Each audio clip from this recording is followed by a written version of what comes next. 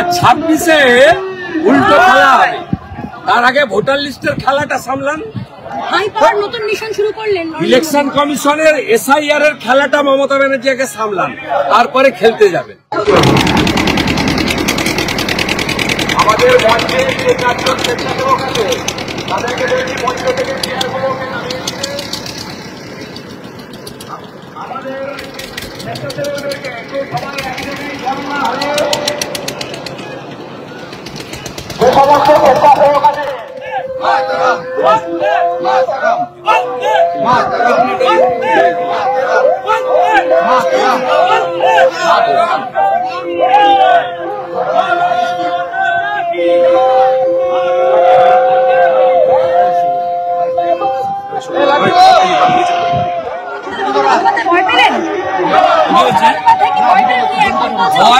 না, ভারতবর্ষের সংবিধান লাস্ট। মমতা বন্দ্যোপাধ্যায় পশ্চিমবাংলার এক শ্রেণীর জাতিকারের কাছে ক্ষমতাশালী হতে পারে, ভারতবর্ষের সংবিধানের কাছে মমতা ব্যানার্জি ক্ষমতাশালী নন। সংবিধান ফাইনাল, সংবিধান লাস্ট ওয়ার্ড। সংবিধান মেনে সবাইকে চলতে হবে। সংবিধানে 324 থেকে 29 আর্টিকেল লেখা আছে, ইলেকশন কমিশন ফাইনাল অথরিটি। মরা নাম থাকবে না, ডুপ্লিকেট নাম থাকবে না, অস্তিত্বহীন নাম থাকবে না, রোহিঙ্গা থাকবে না, বাংলাদেশি মুসলমান থাকবে। কতবার ভাসলে তোমরা?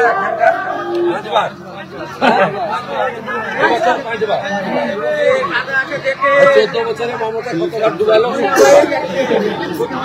ওরা যে মুখ্যমন্ত্রী এসছে এলাকায়, এই এলাকায় এখানকার MP কোনদিন এসছে? হ্যাঁ, কোথায় আছে? ওই ব্রিজ রাস্তার গায়ে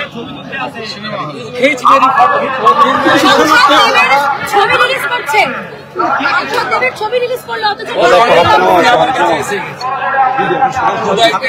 যা করেছে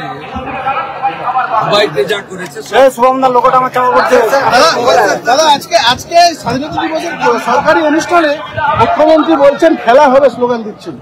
স্বাধীনতা দিবসের সরকারি অনুষ্ঠানে মুখ্যমন্ত্রী বলছেন খেলা হবে, ভাষণ দিচ্ছেন। কি বলবেন? খেলা তো হলো মোথাবাড়িতে, হিন্দুদের দোকান বাড়ি লুট হলো। খেলা তো ধুলিয়ান শামশেরগঞ্জে হলো, হরগোবিন্দ দাস চন্দন দাসকে পশু কাটার তরোয়াল দিয়ে কাটলো। খেলা তো হাওড়ার শ্যামপুরে হলো, দুর্গা মায়ের মূর্তি ভাঙা হলো। খেলা তো বেলডাঙ্গাতে হলো, 50টা মন্দির ভাঙা হলো কার্তিক পূজার সময়। খেলা তো কদিন আগে বাউরিয়াতে হলো, মহরমের মিছিল নিয়ে গিয়ে মন্দির ভাঙা হলো। হিন্দুরা তো প্রত্যেক দিনই খেলা দেখছে। আর 26-এ উল্টো খেলা হবে। তার আগে ভোটার লিস্টের খেলাটা সামলান।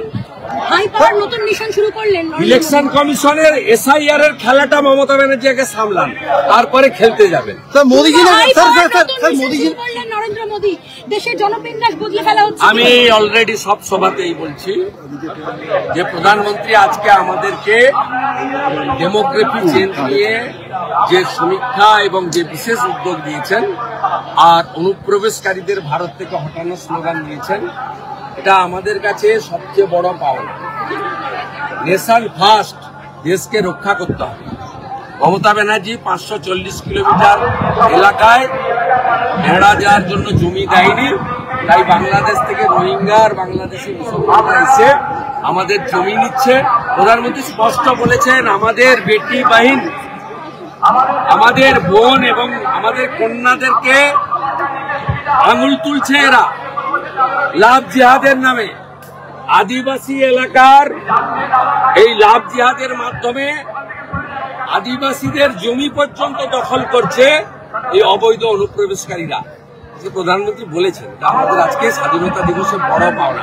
প্রধানমন্ত্রী যা বলেন ভেবে বলেন, আর যেটা বলেন সেটা করেন। এই প্রধানমন্ত্রী 370-35 হাঁটিয়েছেন। এই প্রধানমন্ত্রীর নেতৃত্বে শান্তিপূর্ণভাবে অযোধ্যায় রাম মন্দির হয়েছে। এই প্রধানমন্ত্রীর নেতৃত্বে ট্রিপল তালাক খতম হয়েছে। এই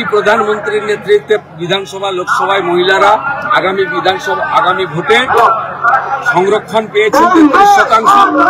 এই প্রধানমন্ত্রীর নেতৃত্বে ওয়াকফ অ্যামেন্ডমেন্ট বিল পাস হয়েছে। এই প্রধানমন্ত্রী ভারতবর্ষে ওয়ান নেশন ওয়ান ইলেকশন করবেন। মোদি হ্যায় তো মুমকিন। আমাদের ভিডিও ভালো লাগলে লাইক এবং শেয়ার করুন। কমেন্ট সেকশনে গিয়ে জানান আপনাদের মতামত।